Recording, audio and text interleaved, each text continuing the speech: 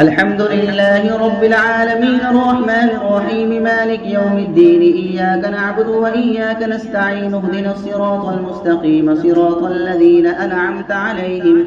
غير المغضوب عليهم ولا الضالين.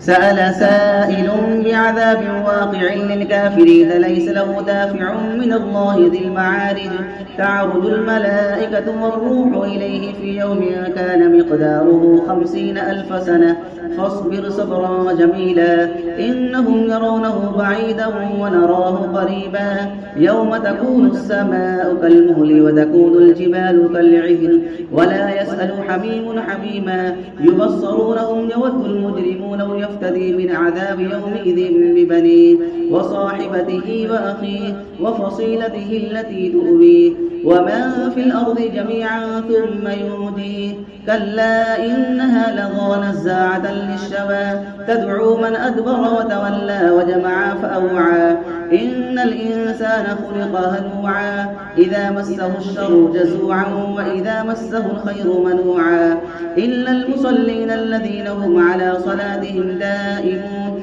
والذين في أموالهم حق معلوم للسائل والمحروم والذين يصدقون بيوم الدين والذين هم من عذاب ربهم مشفقون إن عذاب ربهم غير مأمون والذين هم لفروجهم حافظون إلا على أزواجهم أو ما ملكت أيمانهم فإنهم غير ملومين